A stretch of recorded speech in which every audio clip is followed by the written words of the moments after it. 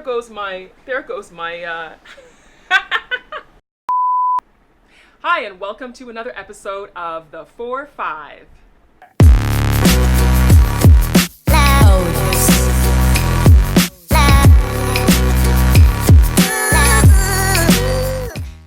Hi, my name is Ivy Prosper, and on this episode of the 4-5, I want to talk about something that is an issue that faces a lot of single women once they're past a certain age, which usually is once you're past the age of 30.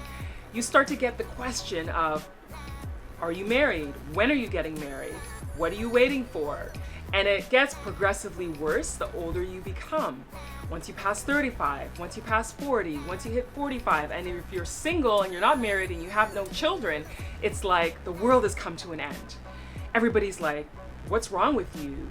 There must be something wrong with you while you're not married. How can someone like you not be married? I don't understand. I don't get it. And people always seem to shift the blame on the woman a lot of the time. It's quite interesting, actually. I have a friend who did a documentary called Grandma Knows Best a few years ago, and it was quite interesting. And the reason I bring that up is because one of the things that I have heard people talk about, particularly in the context of me being in Ghana, is that it's a cultural thing, and that's why that women are often pressed to get married early in life or get married quickly and don't wait too long. But this film actually begs the question because she has one side of her family that's Ethiopian and the other side of her family that is European, Canadian, white. And yet both grandmothers are saying the same thing about getting married. So then you ask yourself, does culture really play a role in that whole process of people wanting you to get married? The reality is, as women, we are expected to get married earlier traditionally because of the fact that it was all about getting married and having a family. And as you get older, it becomes more challenging to have children.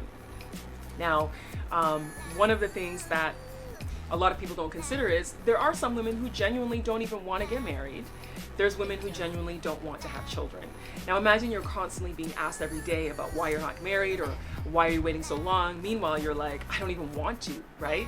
I read a Facebook post from a friend today where she talked about being in a long-term relationship with someone and she's very happy. She didn't want to get married, she didn't want to have children, but yet the two of them have come together in a partnership and they are very happy together. And that's their choice. They should be okay to do that without anybody making comments about what they're doing. And then there's also people who maybe they do want to get married, but it just hasn't happened. For instance, I thought I would be married by now, but I'm not. I've had long-term relationships that I thought were going in that direction, and unfortunately things happen and they didn't. So it's not a matter of you knowing anything about that person's life, because sometimes it's random strangers who say these things. Like when people who are close to you might ask you questions, that's different. I mean, it's still challenging when people are always asking you, especially family members who may always say things. But when it's a perfect stranger you don't even know who starts saying things, it's quite like, what? Like, really? For instance, I was at the gynecologist, and it was someone I had never seen before, that I was, I'm looking out to find a new one while I'm here in Ghana. I love my gynecologist in Canada, but anyway, and he asked me, why aren't you married?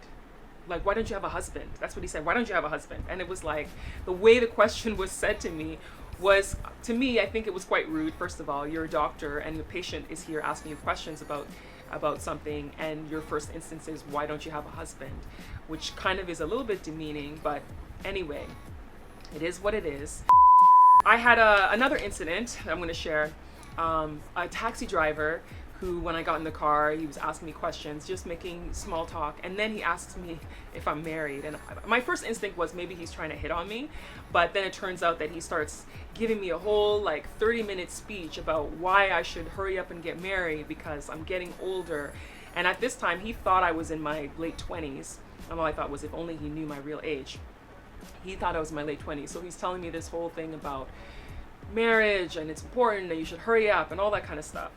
And the more you hear it, it actually can be a little bit defeating sometimes, because if a woman does want to get married, if she does want to be in a lasting relationship and it's not happening, and you're constantly being reminded, it's like, is that the only thing that you can be validated by? Like, Tracy Ellis Ross did an amazing speech. I believe it was at the Glamour Awards last year, and it was phenomenal. It was either late last year or early this year, late 2017, early 2018. But it was phenomenal the way she spoke about the fact that, you know, she's on a TV show playing a woman who is married with 5 children, but yet in her own life, she's 45 years old, she doesn't have any children, she's not married. And it's kind of one of those things where a woman can have all this success in the world, but then when they find out that you're not married, you don't have children, it's kind of like, oh, It's almost like everything that you achieve to here is just kind of like shrunken just because you're not married and you don't have children. But there's so many women who have a lot to contribute to this world, whether they are married or not. And I think it's important that we stop valuing a woman based on her marital status.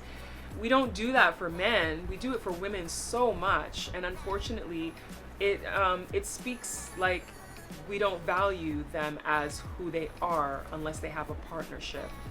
And I mean, as I was saying, I do want to get married, but it just hasn't happened. But I also understand that it doesn't happen for everyone. And we should also acknowledge that you don't know a person's story. Everybody has a story, and they don't necessarily want to share it with everyone. They may not want to share it with you. You may be a perfect stranger. So when it comes to this issue, I think it's important that we, number one, be sensitive to people. You don't know what their situation is. Number two, don't value a woman's worth based on her marital status, because she is worth more than only being married or being a mom. And being a mom is great. Trust me, I'm not saying it's not, but a woman can be a wonderful human being without having those things. Oprah is a woman who has done amazing things, and she's not married, she doesn't have children, she has her lifelong partner, but she has been able to spread the love and spread joy and be able to do things that are impacting the lives of millions of people around the world. I am not married, I don't have children. I would love to be married, I would love to have children, but I don't. And it doesn't make me any less of a woman because I don't. I challenge you today to start asking yourself if you are validating women based on their marital status, or if you're recognizing the fact that women can be powerful, they can be strong, they can be a real impact on the world without being validated by a marital status or by having children. Thanks for watching this episode of The 4-5. I would love to hear your comments. I would love to hear your suggestions. I'll put the link to that documentary I mentioned earlier, Grandma Knows Best. Just click the link, it's above my shoulder, and you can check it out for yourself. Don't forget to click the subscribe button so you don't miss out on any new episodes of The 4-5. Thanks for watching, and I'll see you again.